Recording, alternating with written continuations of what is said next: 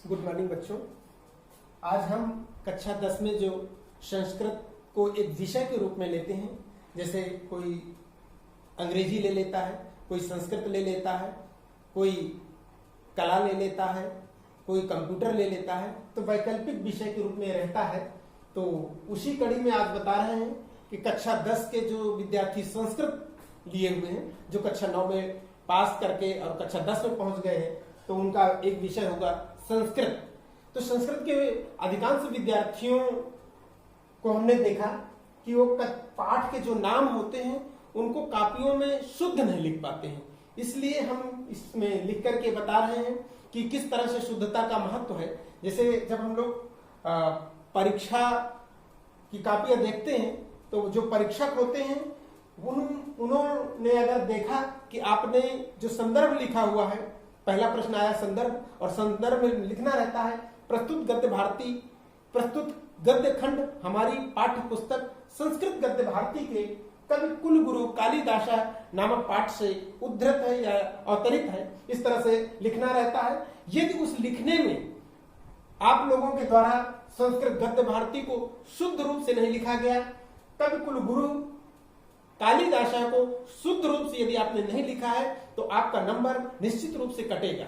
इसलिए मेरा ये कहना है आप सभी लोगों से कि इन पाठों के नाम जो हमने लिखा है, इसको क्रमशः इनको याद कर डालिए और लिख लिख के याद करिए। लिख लिख के याद करने में आपको एक एक शब्द जो लिखे हुए हैं, शब्द गलत नहीं होने चाहिए। यदि आपकी परीक्षा में गलत हो गया, निश्चित रूप से परीक्षा में कटेगा। इसलिए जैसे संस्कृत गद्य भारती, पहला कवि कुलगुरु कालिदासा, दूसरा है उद्भिज परिषद, तीसरा है नैतिक मूल्यांकन, विश्व कवि रविंद्र, पांचवा है कार्यम व साधेयम देहम व पातेयम। इसको बिल्कुल कार्यम व साधेयम देहम व पातेयम, इसको लिख लिख करके जब तक आप लोग नहीं रटेंगे, निश्चित रूप से परीक्षा में भूल जाएंगे। इसलिए इनको सब बार बार लिखिए और इसको याद करिए कि ये पाठ का नाम है, क्योंकि बड़े नाम कार्यम व साधेयम देहम व पातेयम, ये बिल्कुल रटा होना चाहिए। आदि शंकराचार्य संस्कृत भाषाया गौरवम मदन मोहन मालवीय जीवनम निहितम वने लोकमान्य तिलका गुरु नानक देवा दीन बंधु ज्योतिबा फुले। इन नामों को, इन पाठ के नामों को बिल्कुल शुद्धता के साथ बार बार लिखना है और इनको रट डालना है, ताकि परीक्षा जब भी आप, क्योंकि आप बोर्ड की परीक्षा में बैठने जा रहे हैं, तो बोर्ड की परीक्षा के पहले ये सब तैयारी है। क्योंकि इस समय आप घर पर हैं तो घर पर बिल्कुल इसको क्रमशः याद करिए, लिख लिख कर याद करिए। संस्कृत पद्य पीयूषक, इसी तरह से संस्कृत पद्य पीयूषम है। लक्ष्य वेद परीक्षा, लक्ष्य वेद परीक्षा लिखने में गलत नहीं होना चाहिए। वृक्षाणाम चेतनत्व, सूक्ति सुधा, शांति सौख्यम, विद्यार्थी चर्या, गीतामृतम, जीव्यात भारतवर्ष। इसी तरह से महात्मना संस्मरणानि, ये संस्कृत कथा नाटक कौमुदी है। 3 पुस्तकें चलती हैं। कौन सी? संस्कृत गद्य भारती, संस्कृत पद्य पीयूषम, संस्कृत कथा नाटक कौमुदी। संस्कृत कथा नाटक कौमुदी के अंतर्गत सारांश लिखने के लिए आता है। तो इस सारांश में महात्मना संस्मरणानि, कर्मुक्यो जीमूतवाहन है, धैर्य धना ही साधो है, यौतुका पाप संचय है, भोजस्य शल्य चिकित्सा, ज्ञानम पूत तरम सदा, वयम भारतीया। इस तरह से ये क्रमशः पाठों के नाम बिल्कुल शुद्धता के साथ आप लोगों को याद करने हैं।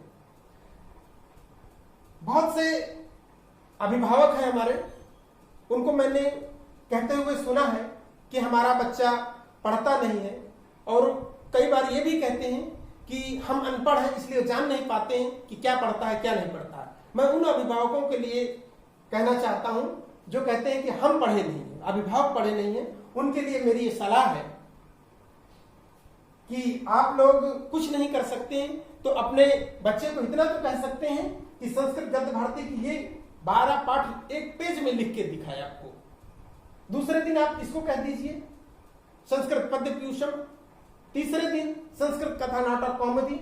इस तरह से आप यदि उनको कुछ तो देखेंगे कि आज यहाँ इस पेज तक इसने ये लिखा है, दूसरे दिन ये पेज लिखा है, तीसरे दिन ये पेज, ये तो कल का लिखा हुआ है। यदि आप थोड़ा सा ध्यान दे लेंगे तो निश्चित रूप से आपका बच्चा जैसा आप चाहते हैं वैसा बनेगा। इसलिए मेरा आपसे अनुरोध है कि बच्चों को ये सब जरूर सिखाइए कि लिखा वो पढ़ता रहे। ये बहुत कठिन चीज नहीं है कि इसमें बच्चा रुचि नहीं लेगा, बच्चा रुचि लेगा यदि आप भी थोड़ा सा उसमें सहयोग करेंगे। छात्रों से मेरा यही अनुरोध है कि ये सब बिल्कुल से लिखते रहे। उनकी बोर्ड की परीक्षा आने वाली है, इसी साल आप लोगों को बोर्ड की परीक्षा में बैठना है, तो ठीक है। इसके बाद कवि कुल गुरु कालिदास है, जिस तरह संस्कृत गद्य भारती है, हम क्रमशः एक एक पाठ का सारांश भी बताएंगे, चरित्र चित्रण भी इसका बताएंगे, इनके प्रश्न उत्तर भी पढ़ाएंगे और पाठों का अर्थ सहित व्याख्या करेंगे हम इसकी। तो इसको बिल्कुल आप लोग तैयार रहिए, पढ़ते रहिए। इस समय तो जैसे पाठों के नाम है, पाठों के नाम लिख करके सुलेख लिखिए। सुलेख लिखने से आपको ये पता चल जाएगा कि ये पाठ का, इस पाठ का ही है। बहुत से शब्द आपको कठिन लगते हैं तो वो आसान लगने लगेंगे। सुलेख लिखते रहिए। शब्दार्थ है, जैसे कवि कुल गुरु कालिदास है, पहले दिन कवि कुल गुरु कालिदास है, ऊपर नाम लिखिए और उसके शब्दार्थ लिख डालिए पूरे के।